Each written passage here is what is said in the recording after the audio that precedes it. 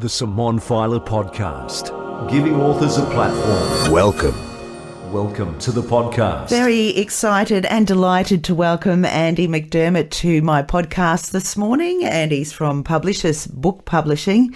Thank you so much for coming up from the Gold Coast. Thank you, Simone, and good morning to you. Lovely to be here with you. So I guess we should find out a little bit about you. How did you get into book publishing? Okay, well, I'm an author myself. Originally, I published traditionally with an American publisher. And I was very young and very naive at that time. I signed a contract, basically just signed all my rights away because, But it was good because I went over, in a way it was good because I went over to America. I did the big book tour. We even did Las Vegas. Oh, cool. It was fantastic. And while we were there, we were selling books. And I thought, you know what? I've made it. First book. But then we came back to Australia and... basically things just stopped. Sales just stopped. Everything just ground to a halt. Right. So I contacted the publisher and I said, well, what's happening? You know, I came over, we got the ball rolling. And they said, well, you've got to be here doing that full time. That's what an author is. You know, that's what it's all about. So I realized, I thought, you know what, they're probably right. But the good thing that I got out of it was that they made me learn, like they made me make all the contacts.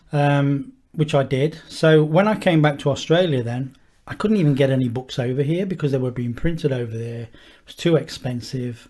Couldn't sell them. So I thought, well, that's pretty much it. So then I started thinking, well, you know what? I've been through a massive learning curve here. What if I could get out of the contract? So I kind of left it about a year. And then I contacted them and I just said, you know, things have stalled now. I was in a 5-year contract. To write more books or just the one, thankfully. Is that book still out? What's that book? Can we ask? Yeah, that's The Tiger Chase. That was my first novel. Right. So anyway, when I got back to America, to Australia, sorry. Where am I living today? When I got back to Australia, jet set of you. I after this year, I actually managed to get out of the contract. So I thought, you know what, with my learning curve, I mean, I even did my own website while I was with them. I taught myself to do everything. So I thought, well, with all these skills, I could publish, because they were taking 80%. 80% of everything I earned as well. That's another thing. OMG. So I thought, you know what, I could be doing this myself and getting 100%. Yeah. So I did. I started, I bought a software package called InDesign, Adobe InDesign. Yeah. Taught myself how to typeset, did my own cover design, and found a printer, printed my own, and they were actually better than the ones that the Americans did. Nice one. And started selling myself, started putting it on Amazon and all those kind of things. And over the next few years, there's a lot of pitfalls with self-publishing, and I sort of fell into every pit there is, every hole there is. So you learnt a lot. So I learned the hard way. And then a few years later, I was the president of the Gold Coast Writers Association.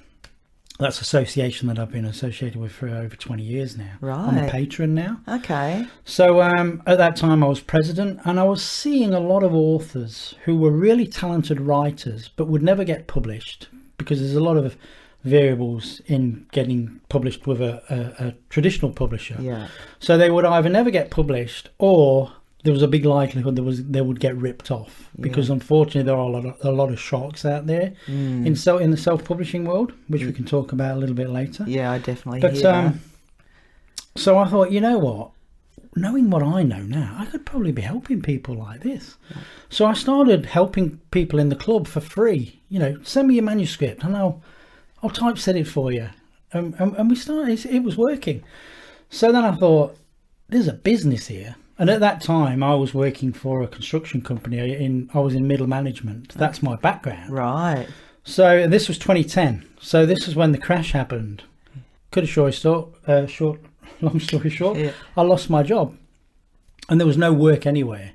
And I was toying with the idea of this business. And I thought, well, you know what? This is the universe telling me, do it. Get out there and do it.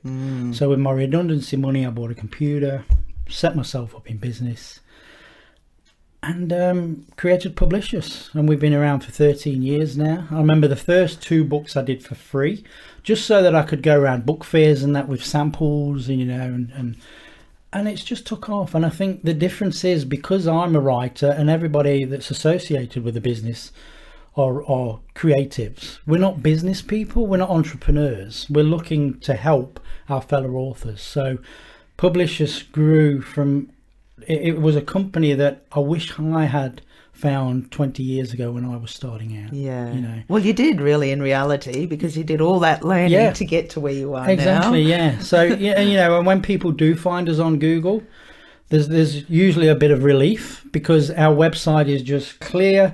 It's what I would have wanted to read on a website. No ambiguity. It's fully transparent. So, and I think that's what's keeping us going because we're dealing with writers. A lot of them are members of writers clubs. Yeah. We do their book for them. They take their book back to their writers group and they say, hey, look at this. You should be working with these guys. Yeah. So most of our work is from referrals. Right. But the important thing I always tell to all of my clients, we're not actually a publisher. This is self-publishing. This is true self-publishing. Yeah, so it's not traditional. No, they're the publisher. So we're assisting them to publish. Yeah. And they can get a little bit overwhelmed with that. People don't necessarily understand the differences between the publishing. For me, there's only two kinds of publishing. There's traditional publishing and there's self-publishing. There's a grey area in between, and you get all these new trendy names like partnership publishing and assisted publishing and blah, blah, blah. But to me, there's only traditional publishing and self-publishing.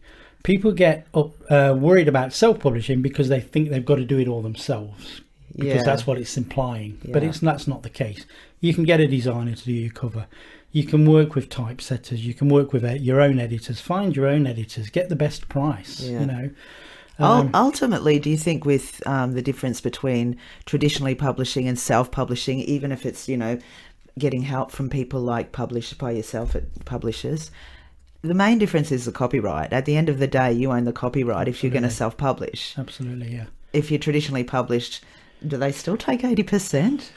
From a first-time author, yeah, probably. Wow. Yeah. Wow. Yeah, and that's important to know as well. When you're signing up with a traditional publisher, you're not only contracting yourself to them, you're kind of becoming an employee. You work for them. So they own your rights. They own your publishing rights. They can sell your rights overseas, and you'll get a percentage of everything that's made from the book. So you're not in control.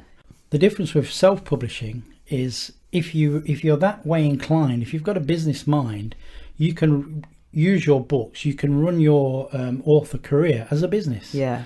And it's like any other business then. Whatever you put into it, you get back. That's right. And I suppose with the social media completely open now, there's a lot of avenues where worldwide. You can self-promote. It's worldwide. Yeah. The things you can do just on Facebook alone, finding your audience.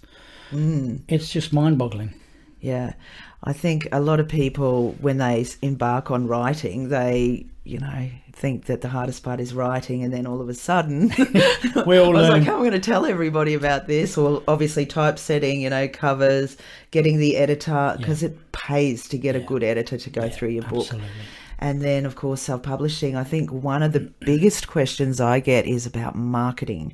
Yep. And, word of mouth is a very good way. But you still need to get out there and promote yourself. Oh, absolutely. Absolutely. What do you tell your guys? How do you help your guys? Well, there's, I think every single author who's dealt with me says to me at the beginning, do you market my book?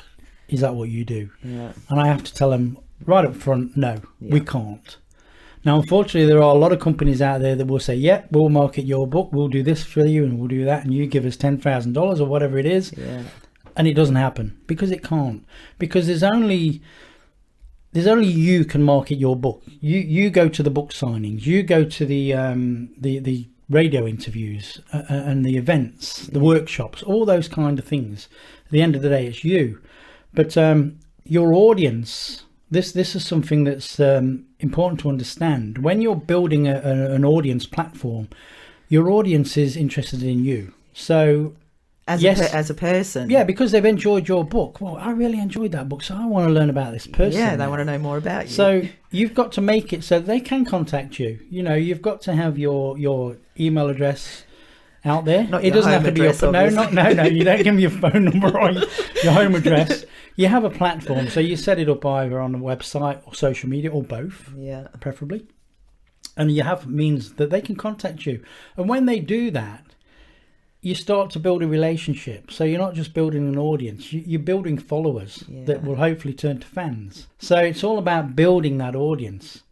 So that's one aspect of self-publishing, so the marketing side. And I'll come back to this. I just want to go back to the whole point of self-publishing is that whatever level of writer or publishing you're at, self-publishing will work for you. If you just wanted to do it as a hobby, you might be retired, you write books. Well, I'd like to have these books and I'd like to sell them to family and friends or give them away even. Self-publishing's for you. A traditional publisher obviously would never touch you.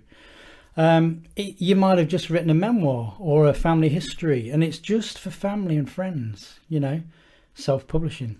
You don't have to register the book. You don't have to have ISBNs or all that for those kind of books, but you can still have a quality book that is as good as anything that's in the bookstores.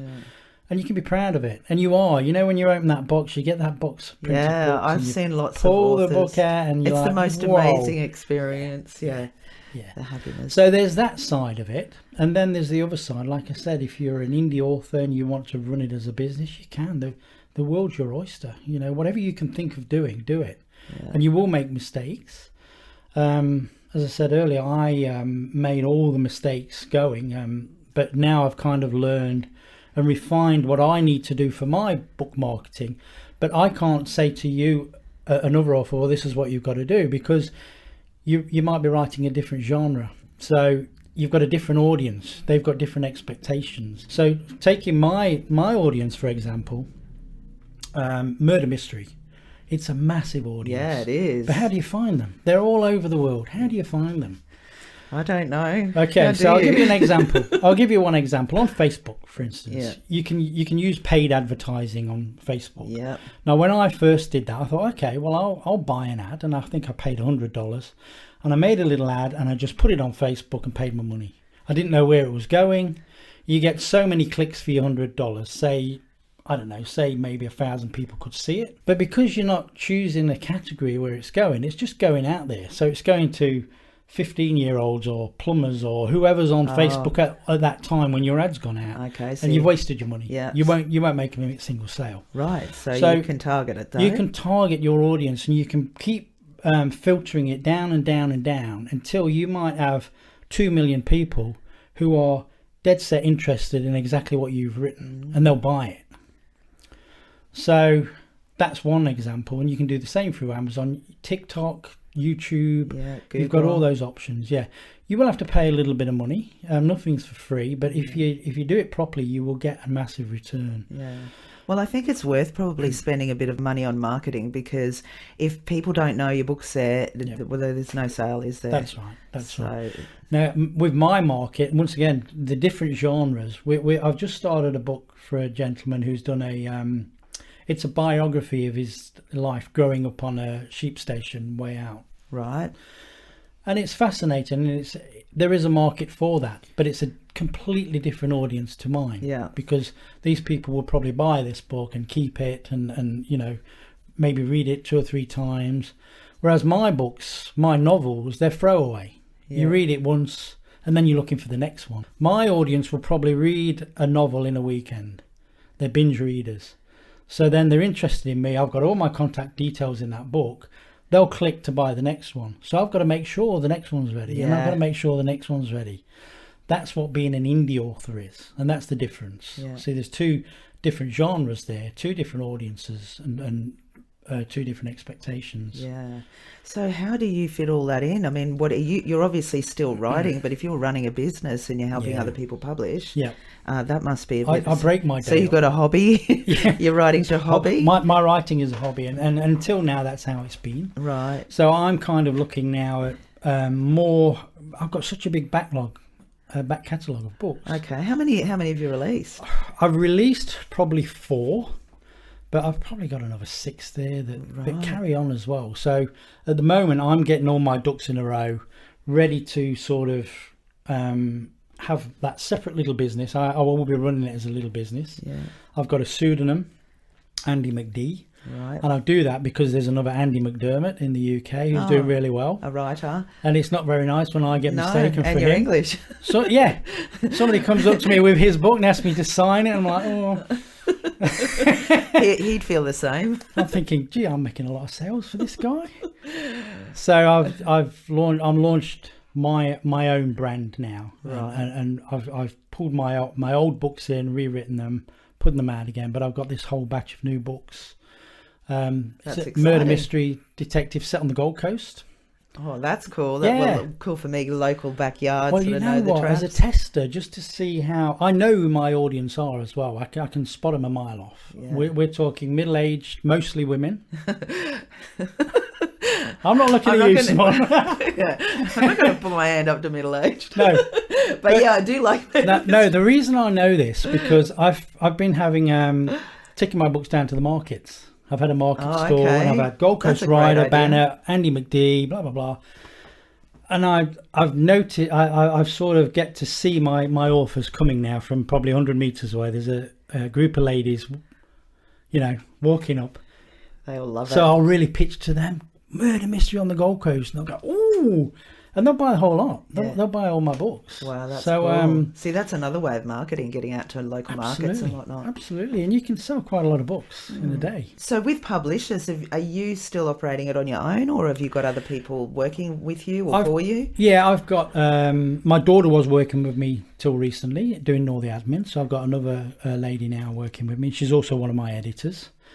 We've got illustrators, editors, designers, but they're all freelance, so they're all contracted to us. Yeah, that's a great way to work. Yeah, and I work from home, which is good. So we're not maintaining offices, like yourself. Yeah. So we can put that cost back into our authors. Yeah, that's right. We're all about quality. We want to print in Australia as much as we want. The majority of our printing here is in Australia, but we do have some clients who would prefer to print overseas because they get a better price. What are the costs like for printing? Printing at the moment is just going ridiculous, and it's a bit of a worry actually. Really? I think we had 6 price increases alone last year. What's that? One of them was 20%. Oh, yeah. One increase. Yeah, one increase. Oh my goodness! So what is that being attributed to? Okay, we've got a problem with paper in Australia. There's only one major mill. Right. That's in Tasmania. Okay. They cut their production down by I think 50% last year, and the prices have skyrocketed. We've got another 8% increase in a week's time. Oh wow! And that's going to be hard for the author to have it printed. It's annoying because it kind of makes you start to look overseas. Yeah. And I've really fought against that because I want to print in Australia. Yeah. I've found good printers over all the years we've been doing this. We've dealt with a lot of printers, so we know who are good and who are bad. Yeah. And the ones we've stuck with, they've stuck by us as well. So we go with it. But you're getting to the point where you're thinking, oh, goodness me, I wouldn't be able to afford that. So how can anybody else? So we're always looking at better ways. We do have the overseas option, but that option means you have to buy a large quantity and you pay 50% up front and then wait 6 weeks, hope everything goes okay. That's the kind of thing that keeps me awake at night. Yeah. Whereas my printers, if there is ever an issue, we sometimes have issues with couriers or there's things that can happen. Yeah, of course. They fix it straight away. Yeah. So we've got that peace of mind. So I think the service and the quality that we supply justifies the cost. Yeah. So you have to take all those things into account. You can always get cheaper, but you're not going to get that service and you're not going to get that quality. Yeah, that's right. It's quality. You get what you pay for. Yeah. So what do you think, with authors that are listening today, what would you suggest is probably the most costly part of self-publishing? Well, there's a few factors to it. You've got your design. So you need a good cover.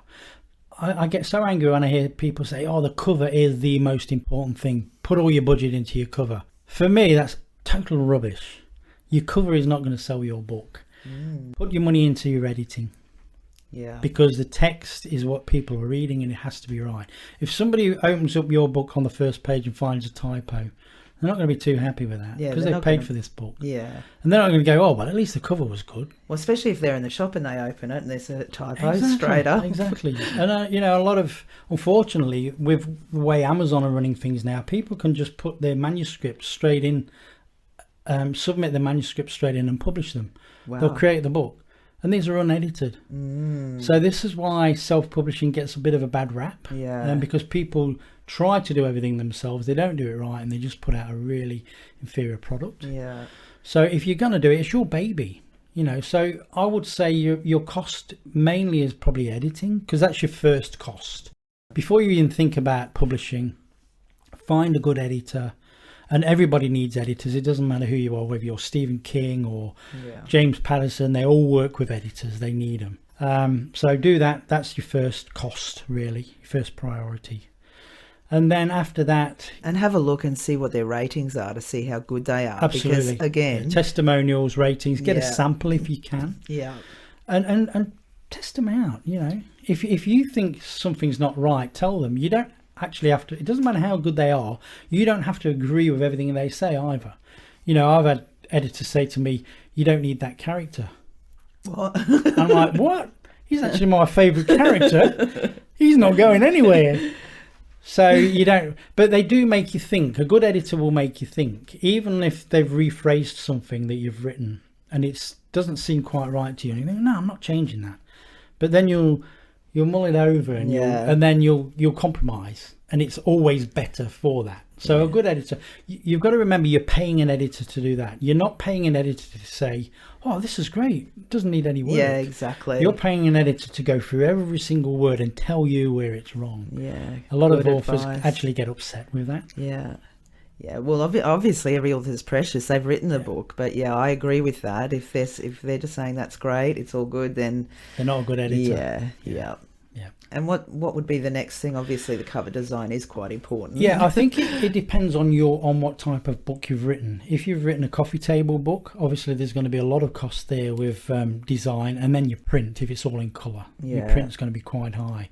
For those kind of books, like you see a lot of hardcover books in full colour, they would most definitely always be printed overseas in large quantities, because it's just so expensive here. Unless you're just doing it for a hobby and you just want a few copies and you don't really worry about how much it costs. It would be cool if the government could hear this and help put a grant towards the people that are supplying the paper or getting the paper here at home. It's definitely an industry that needs lifting in this country. Yeah. Because it's being forced overseas, definitely. Yeah. All right, and well, obviously the marketing isn't, the marketing is another cost, but it really depends on what you can do yourself. There are promotional companies out there. We've tried everything.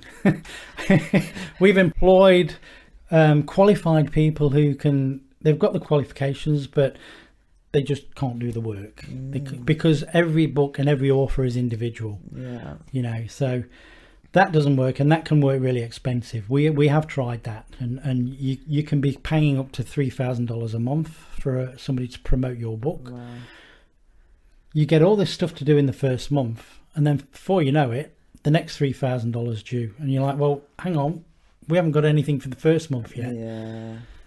So you can lose money like that really quickly. So at the end of the day, and this is what I tell all my authors, I can sit down with an author and I can pretty much tell how successful they're going to be on their first meeting. We have a lot of consultations. I'll meet authors in coffee shops and things like that, and we'll just have a chat, and they'll tell me they want to self-publish. And if they come to me and say, I just want to get my money back, or I want to sell pay for my house, or do all this, and then I say, okay, well, what are you prepared to do for that? And they'll say, well, I don't know, that's where you come in, isn't it? And I'll say, well, we'll discuss marketing. And then if they say to me, well, I don't use emails, and I don't like that Facebook, and I don't do this, I'll just say to them out straight out that this is just going to be a hobby for you. It doesn't mean you can't do it. You can still have that book, but you're not going to make any money from it. You might make a little bit from family and friends. But then on the other side of the coin, I can sit down with somebody who's really motivated. They know how social media works, and it's just made for them. They've written a book. And the book might just be a tool. The whole point of them is their business or their career, and their book is a tool for their career. So that works really well. Yeah. And a traditional publisher's not interested in that either, because they're not interested in your career. They're just interested in what they can make out of your book. Yeah. And the rights to it. And so self-publishing is perfect for that as well. It's perfect for so many different types of author. There's a lot of people doing self-publishing now, a lot of businesses. I work with quite a few people in the country, actually. So what makes publishers stand out? I think our point of difference is we're authors ourselves. As I said earlier, we're not entrepreneurs. We're not looking just to get your money and give you a product and say, well, there you go, that's it. That's what we do.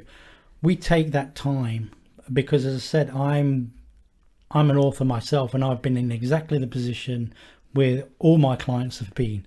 I know the questions they're going to ask me, and I know the answers that they're not necessarily going to like, but I'll tell them anyway. And I always say that, I'm not necessarily going to tell you what you want to hear. Just be prepared for that.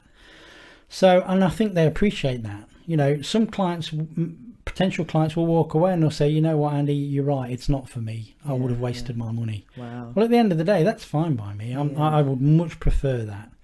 So I think that's our difference. We are a company that's been around a long time. We don't advertise. All our work is from referrals, word of mouth, and return clients. We've got clients there we've done 10, 11, 12 books for.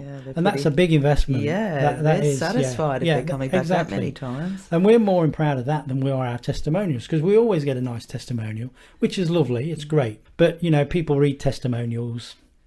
But then when they see that, okay, well, not only that, this person's come back again, and they've come back again. Yeah. So we're obviously doing something right. Yeah, exactly. And so tell us a little bit about your work with, or it's volunteer work for the Gold Coast Writers Association. Yeah. How did you get involved in that, firstly?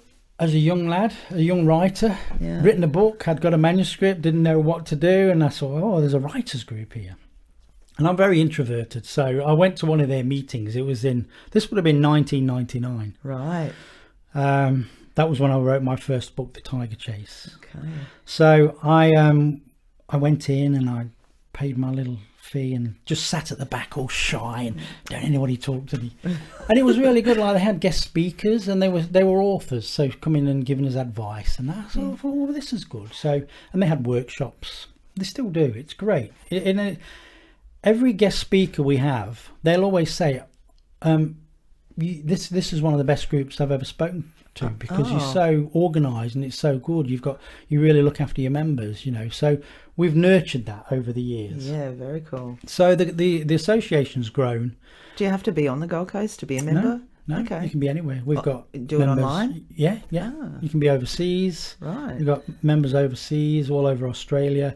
If you are on the Gold Coast or Brisbane, you can come to the meeting. We have a meeting once a month, third Saturday of each month. That's at the Burleigh Community Centre. And we have a different guest speaker. We have workshops. So my involvement grew because as I got sort of published, and they were really interested in my publishing journey, so they actually had me as a guest speaker. Nice one. And that was one of my first talks ever. You would have been nervous. Yeah, I was. Introvert. But but it really set me up, because when I went over to America, we did the book launch in San Diego.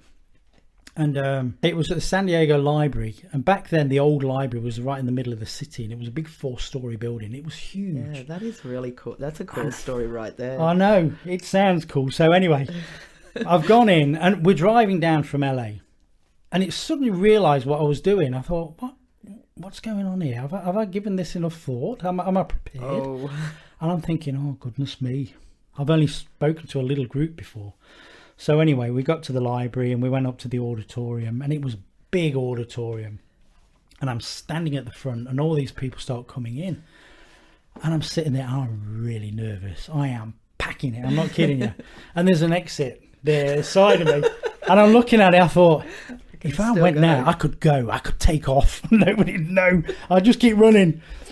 Anyway, I didn't. I got up, and you know what? As soon as I stood up, they were all people, and this is what I was saying about audiences earlier. If they're people who are interested in you and your book, they're friendly, and they want to hear what you've got to say. Yeah, they'll support you. So once I started talking, it was great, and I was really nervous about my talk, because I'd worked this talk out for an hour, a whole hour, just talking about the book. And I had a lot of stuff to talk about because it revolved around the plight of the tiger. So there was a lot of stuff there. But I didn't want to go to question time because I thought if they ask me questions that I don't know, I'll be reusing that exit. They'll see that I'm a phony. That's how you feel. Yeah, it's the imposter syndrome, isn't it? Exactly, the imposter syndrome's there. So I just sort of left a few minutes for question time, and that went on for another 40 minutes. Wow. And it was great, and I was just answering the questions. So when I went back to the hotel, I changed the talk to 20 minutes and left the rest for question time. Right. And that worked really well then. Oh, that's a really cool story. Yeah. Yeah. So how did you get signed? Was it like a traditional publisher? They were, but they were very small. So they were a new, very small traditional publisher. So I had to pay for my flights over there, all my accommodation and pretty much everything. So I never got a return on that. But the knowledge I got from it. So I don't have any regrets, even now when I think back, what an idiot for signing that contract. Because not only did I sign my publishing rights away, I signed all the movie rights, the international publishing rights, everything without realizing. Yeah. You thought you were... I've done it. There's a lot of musicians published. out there that feel the same. I'm going to be a rock star. Exactly. Yeah. So that was that. So you said you got all the rights back though. You I did. cancelled within that year or a year or so later. Yeah, a year or so later. Yeah. I got the rights back. So are we going to see it on the big screen, Andy? Oh, well, look, that's just the first one. That's the called The Tiger Chase. My second book's Flirting with the Moon. Right. That's murder mystery set in Australia. It's about a detective who comes over to Australia in search of a serial killer, and he ends up in a little seaside town in far north Queensland, and it's a little town.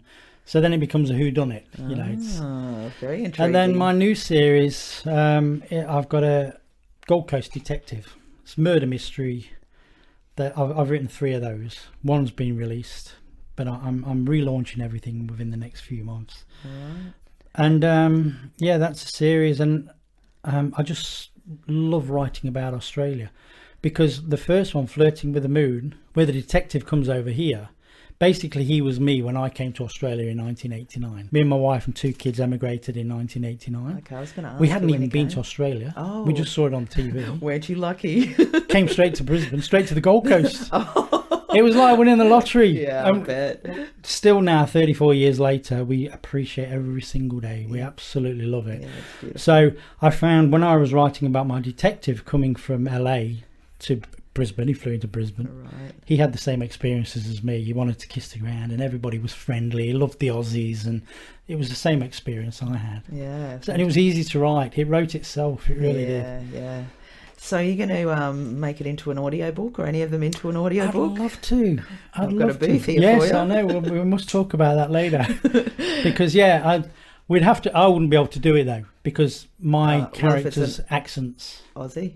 Yeah, my new one's an Aussie. So you've been here for 35 years, and there's not even a bit of a twang of an Aussie accent. There is. You know, when I go back to England, they always think I'm an Aussie. It's true. You're having a laugh, Andy. No, honestly, but I hear it as well, because I hear their accent. Oh, when you're there. Yeah, and it is different. We do talk differently, but you guys don't pick it up. No. But yeah, but my new character, I used to be a tradie, so for many years I worked in construction, and when we came over to Australia, I was working with young Aussies and Kiwis, you know, and it was just a great laugh. Yeah. They've got such a fantastic sense of humour, the Aussies. Yeah. It's different to the English humour. A lot of English people don't get it. I do, because I've been here for so long, and we were only 25 when we came over here. Wow, that's young to migrate. Yeah, 2 kids. Yeah. So Well done. I've put, like, my character now, Scotty Stevens his name is. He's a detective on the Gold Coast. He's a young bloke, but he's a composite of all the Aussies I've known. Right. He's got that humour, and he's got that swag. The dream Aussie, you mean? Yeah, and he's a surfer, and you know, and he's Damn, I'm going to have just to had read that. So much fun. Yeah, I should have bought you a copy. Yeah. I'll send you a copy. That sounds really good. I lived in the UK for about 4 years, early 2000s, late 1999 I went over there. But yeah, the humour between the Aussies and the English is very different. Yeah. But I remember coming home on a holiday once within that 4 years? Because obviously if you're living in England, it's just always so grey. When I came back, I thought the same. It's like, I need to come back. Everyone's really friendly and the sun is shining here. So that's right. Yeah. Whereas so everybody's miserable over there and it's grey as and raining. Well, imagine we came from an industrial town. They're in the not all Midlands. miserable over there. I really like the culture over there, but the weather is definitely Certain times grey. of the year, everybody's miserable. Everybody. But they actually have queues at Christmas time in the shops. I couldn't believe that. Just like queues around the whole shop. Yeah, it's so crazy. Yeah. But when do you think's most miserable over there? I think just after Christmas. Like, it's getting colder before Christmas, and it's but it's Christmas, so you know everybody's kind of happy. But after Christmas gone, January, February is the coldest time of the year. Yeah. Even March. You're so looking forward to spring, but it's so far away, and you're like, you don't have that problem being here, lucky don't you. have that problem here, especially on the Gold Coast. We love it. And what about your kids? Would they want to go back? Or no? Well, when they got to teenagers, we took them back just for a long holiday because they were getting to that point where they were starting to see it on the TV, and there was, you know, it's all glamorized, and they said, "Why did you bring us here?" Yeah. Right, we'll take you back. We did. And show you. So whereabouts in England are you from? We're from Nottingham. Oh, okay. I'm actually a direct descendant of Robin Hood. Oh, that's cool. Not really. I'll just tell the Aussies that. What the heck? I'm a sucker. Well, I was thinking this podcast is going to go on further, but it's not now. It depends what group of I'm talking to. If I'm talking to a group of Aussies, I'll say that and they'll go, wow. But if I'm talking to a group of writers, I'll say, well, I'm actually a descendant of D.H. Lawrence. And I'll go, oh, wow, that's why you're a writer. And I'll say, nah, not really. There's a book in that, I think, just by itself. But yeah, Nottingham, it's a lovely city. You know, the UK, England is a beautiful place to visit. And when you get the weather there, it's actually the best place in the world. Yeah. You know, sitting in an English park by the river. I lived in Cambridge. And lovely. Absolutely loved it. It was gorgeous, and particularly in the summer, just punting on the cam. It was. I had an amazing time.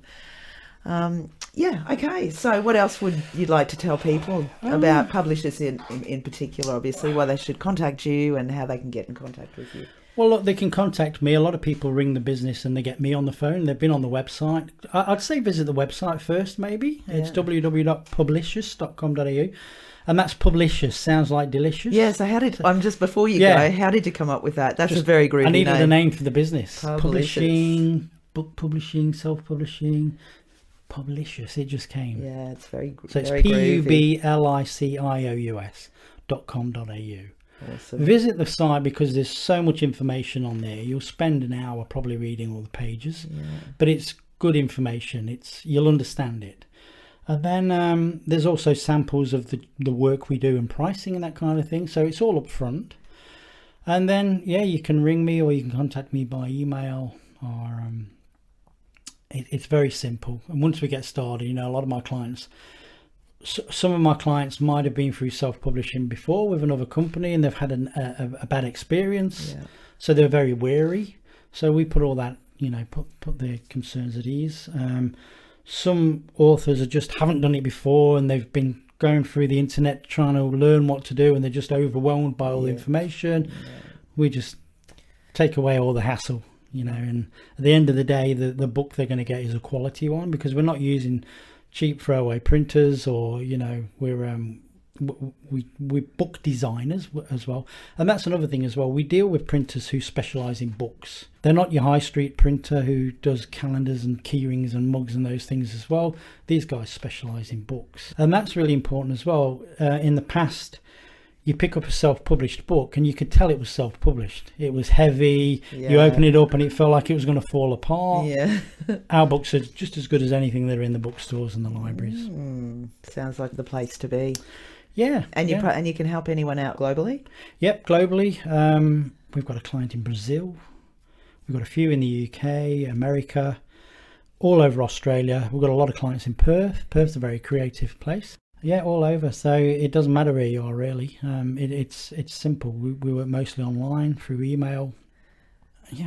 What else can I say? Clearly very, very approachable and obviously up for having a bit of a laugh in our conversation and we always say, like, our clients they end up our friends as well. So they can always come back and it might be years a few years' time, they might say, "Oh, can you give me a bit of advice?" And of course, we're always here, and we're not going anywhere. That's the main thing. That's the main thing. Awesome. Well, thank you so much for being a part of my welcome. podcast today, You're Andy. very welcome. I've really enjoyed it. Thank you for having me. You're welcome.